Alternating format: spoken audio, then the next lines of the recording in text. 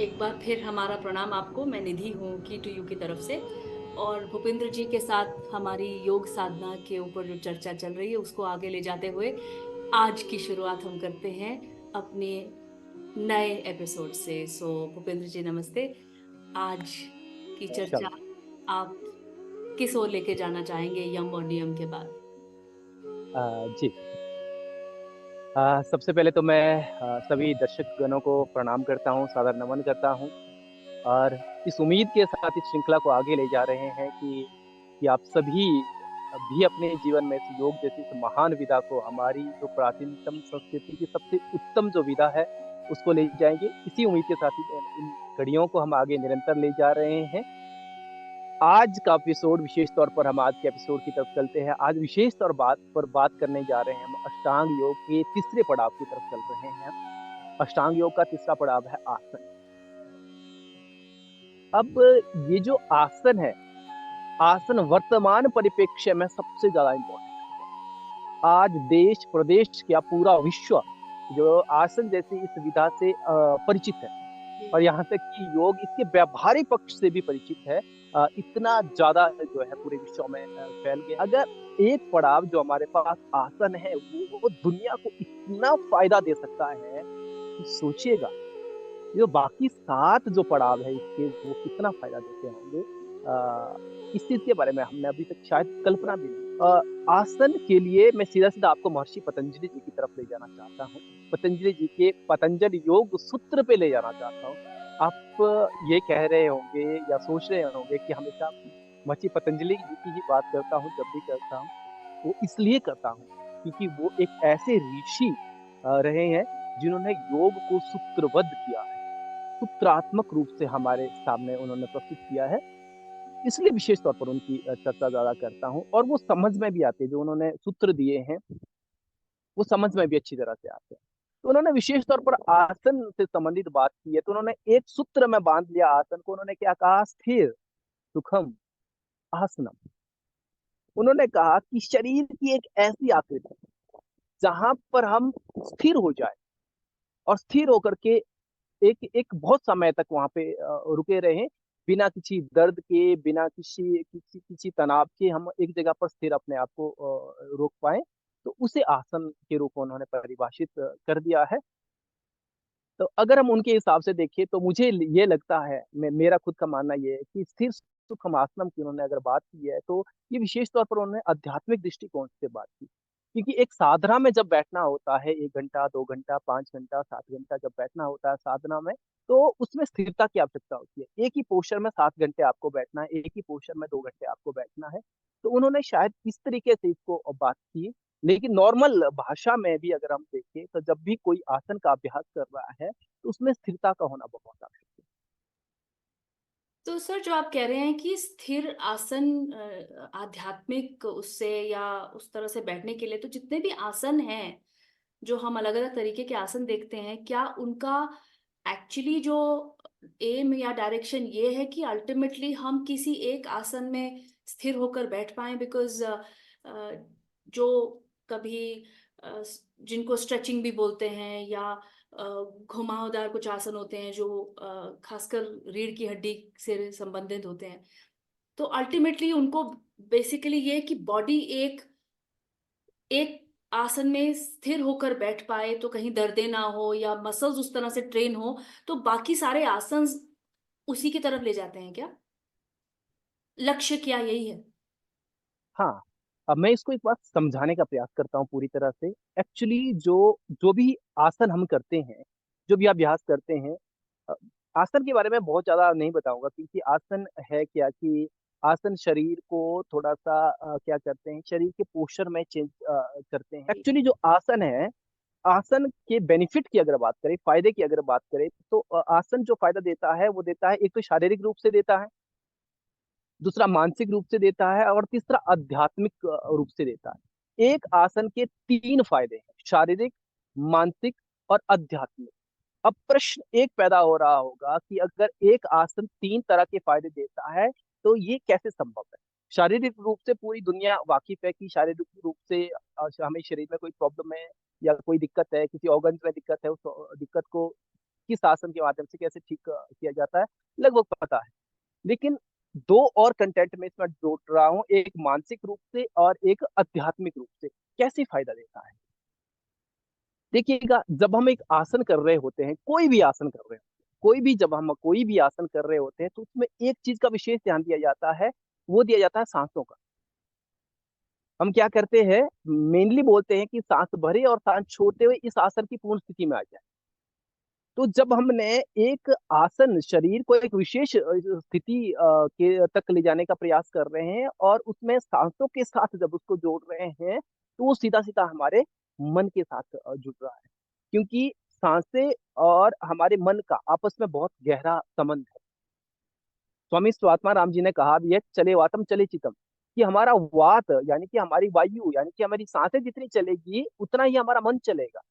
अब आसन के माध्यम से क्या किया किया हमने, एक साँसों के साथ उसको कोऑर्डिनेट करके उसके फाइनल पोज़िशन में आ रहे हैं, तो हम अपने मन को भी स्थिर करने का प्रयास कर रहे हैं। तो ये एक महत्वपूर्ण कड़ी है। शायद मुझे ये लगता है कि लोग इस चीज़ से परिचित नहीं है, वाकिफ़ नहीं है। ये तो उनको इतना लगता है कि शरीर के फ़ायदे के लिए ठीक है, फिट रहने के लिए, मोटापा हो गया उसको कम करने के लिए या और इतना ही। इतना नहीं है।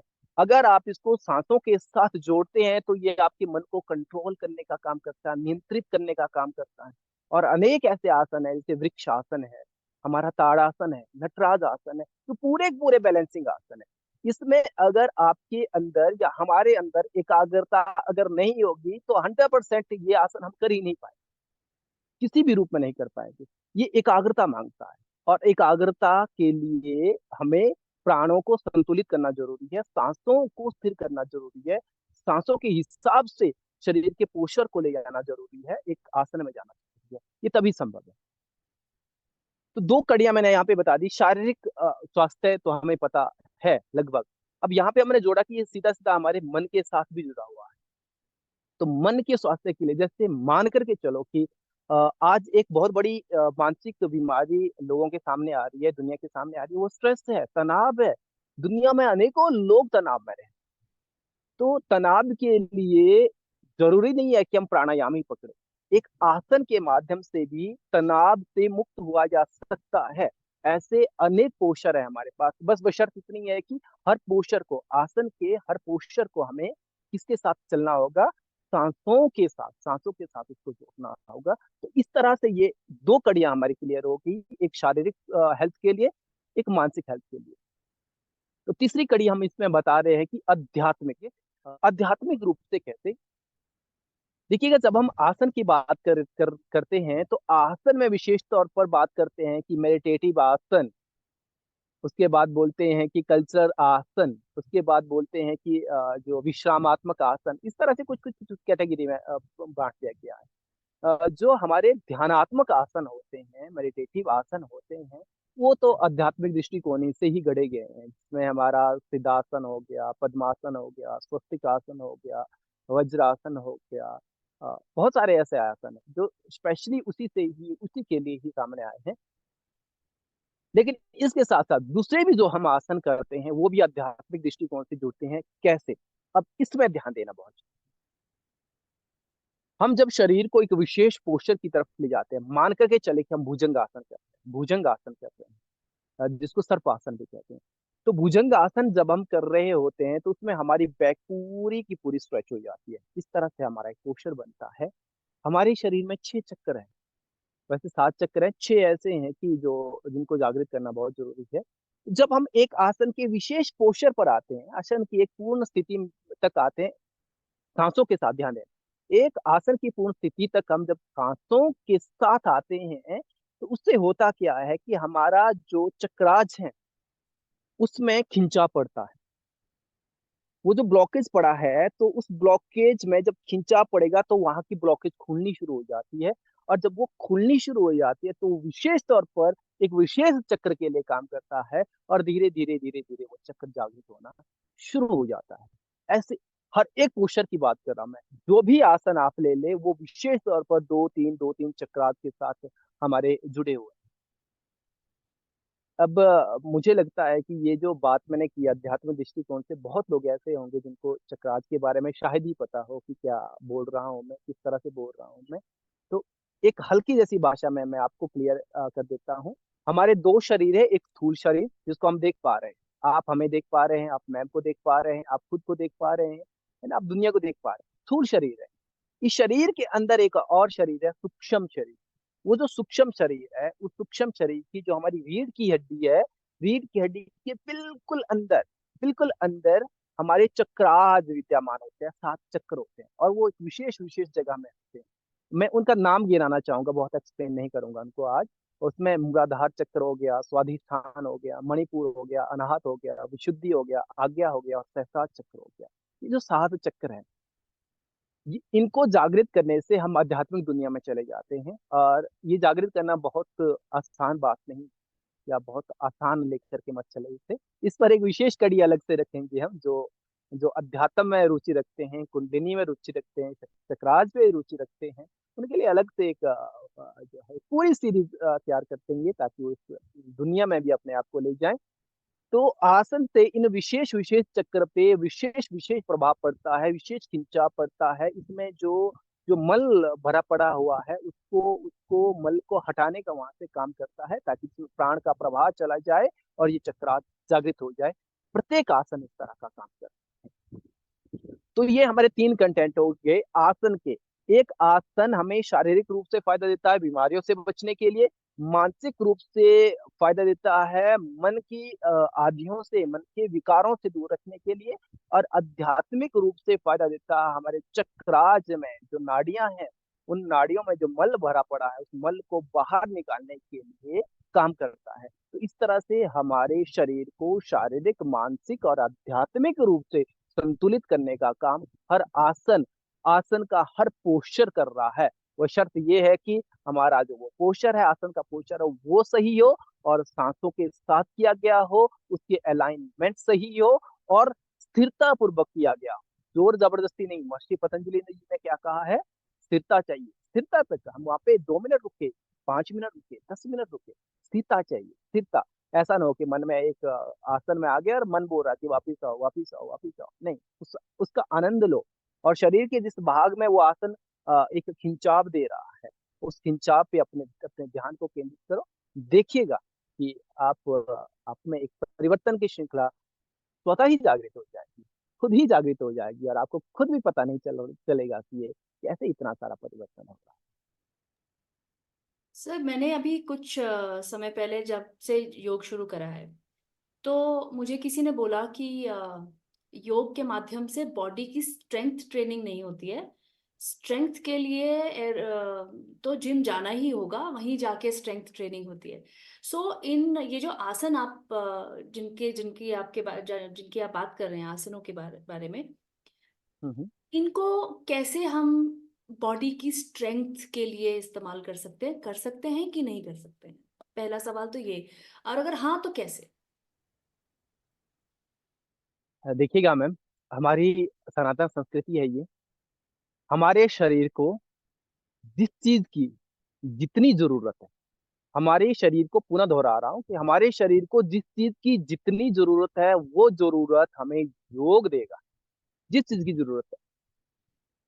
अब आप स्ट्रेंथ की बात कर रहे हैं। हमारे शरीर के लिए जितनी स्ट्रेंथ चाहिए, उतनी स्ट्रेंथ हमें योग देगा। ये मेरा खुद का अनुभव है। उतनी स्ट्रेंथ हमें योग देगा। एक वो अलग बात है कि अपने शरीर को ऐसे बनाना है जिसका कोई औचित्य ही नहीं है मेरी समझ से।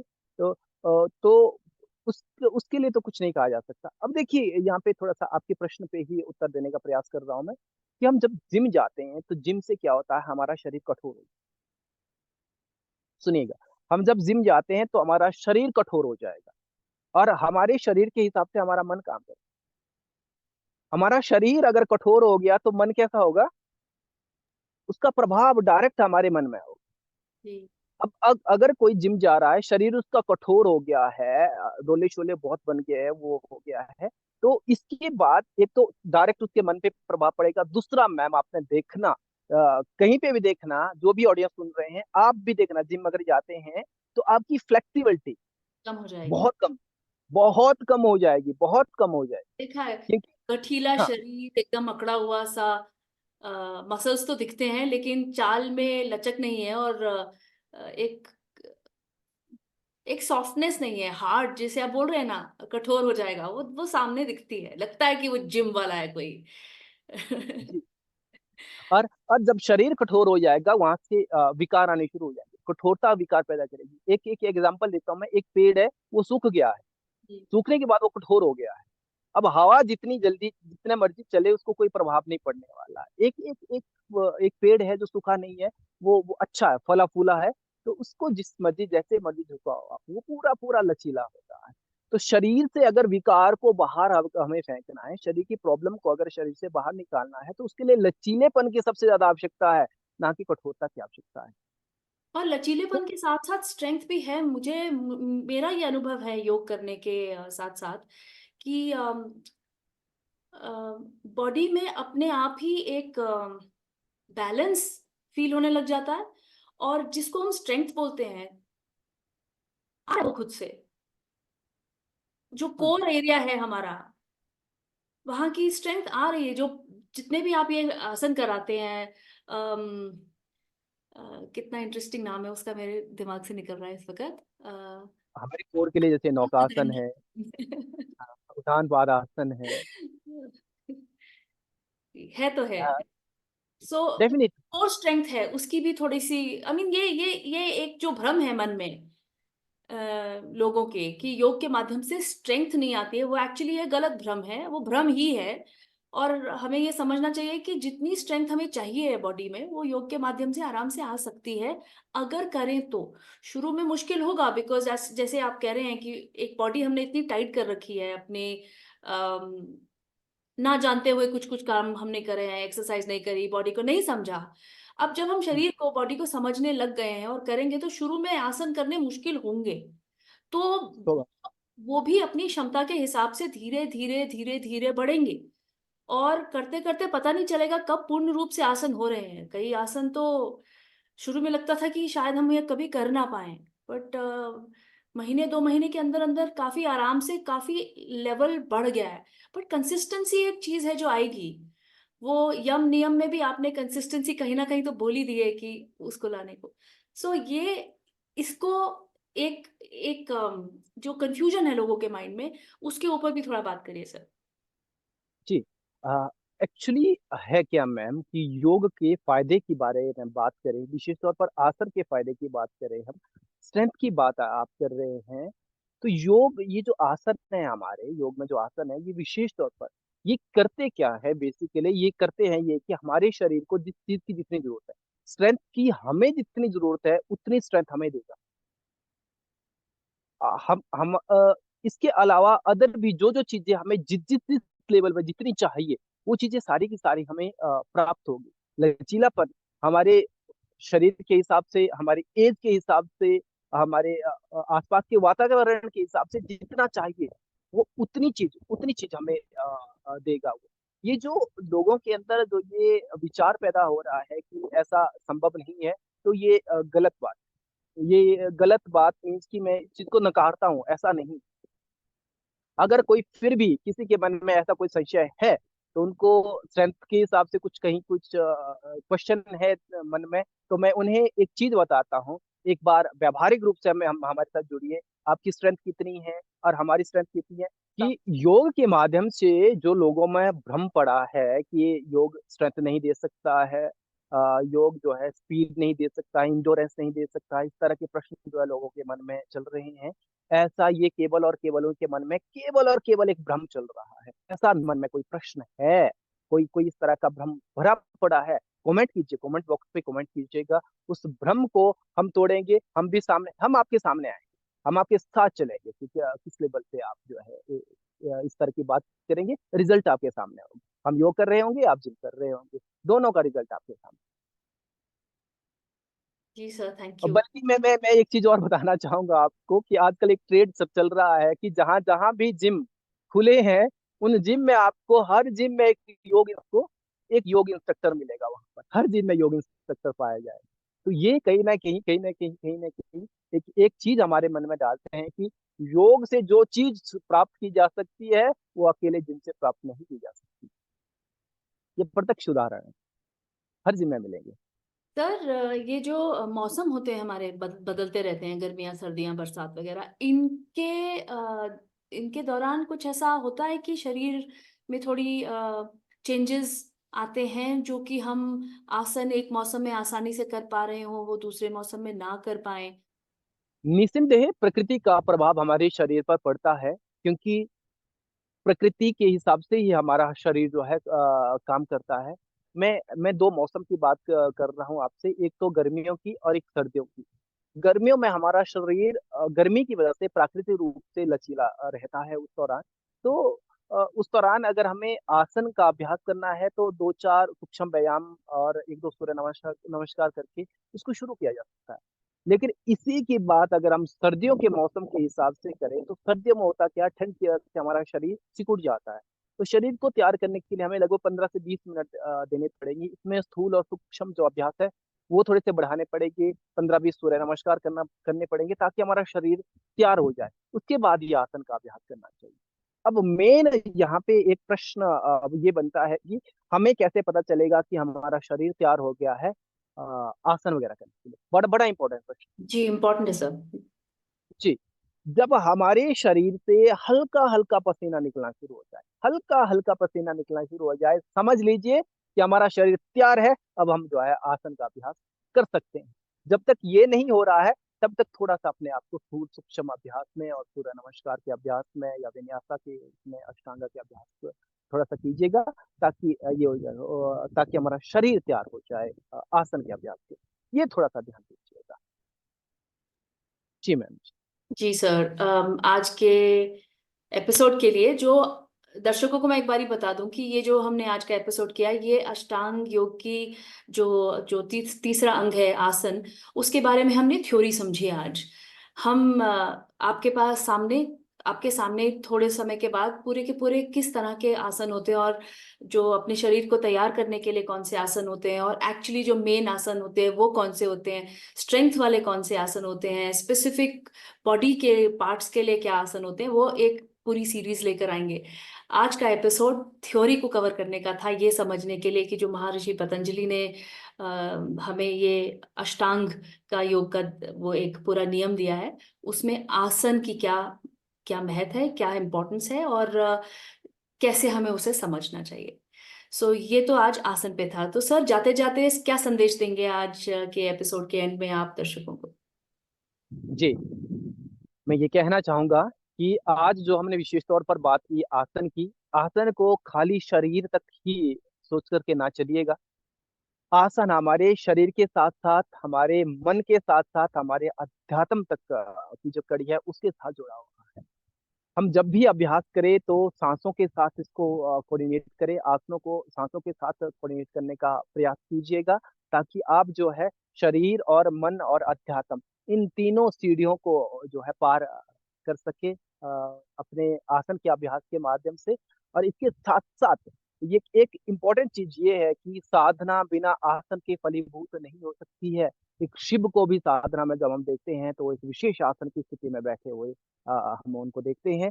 महात्मा बुद्ध जी को भी जब हमने देखा कि उन्होंने निर्माण की प्राप्ति की थी तो एक विशेष आसन था, एक विशेष मुद्रा थी उनकी शरीर की। इस मुद्रा में बैठ करके उन्होंने निर्माण की प्राप्ति की थी। ऐसे अनेकों ऋषि मुनि हैं जिन्होंने अपनी अपनी साधना में आसन को विशेष महत्व दे करके, रावण की बात करना होता है। रावण ने जो साधना की थी शरीर की एक विशेष आकृति दे करके की थी। दुनिया के जितने कर भी सिद्ध और महान पुरुष रहे हैं उन्होंने आसन को एक विशेष पड़ाव पे रखा अपनी साधना में। मेरे कहने का मतलब ये है कि अगर आप योग की आध्यात्मिक दुनिया में भी अपने आप को आगे ले जाना चाहते हैं तो उसमें आसन का जो ये पड़ाव है ये बहुत इंपॉर्टेंट है। इस आसन के पड़ाव में स्थिरता होना बहुत जरूरी है। तो निश्चित रूप से योग के उस चरम चरम चरम लक्ष्य तक हम पहुंचेंगे। बस शर्त ये है कि ये अभ्यास एक दिन का नहीं, ये निरंतर निरंतर चला हुआ रहना चाहिए। हमारे हमारे दिनचर्या का हिस्सा होना चाहिए, हमारी सोच का हिस्सा होना चाहिए, हमारे हमारे हमारे मन का एक हिस्सा होना चाहिए। अगर आप ऐसा करने में सक्षम हो जाएंगे तो निश्चित रूप से हमारे साथ इस योग की यात्रा में आप भी आगे चलेंगे और हम उस परम लक्ष्य को मिल करके प्राप्त करेंगे, जहाँ पर ये दुनिया पहुँचना चाहती है, जहाँ पर पहुँचने के लिए उस ईश्वर ने हमें इस सृष्टि पर भेजा है। जी तो मैम। इसी के साथ आज की कड़ी को हम यहीं समाप्त करते हैं। धन्यवाद आपका हमारे साथ जुड़ने के लिए, और धन्यवाद सर आपका अपना ज्ञान इतने सुंदर तरीके से हमारे साथ शेयर करने के लिए। Thank you very much everybody. हम आपसे अगली कड़ी के साथ एक बार फिर मिलेंगे अगली बार। धन्यवाद आपका। जी, प्रणाम। प्रणाम।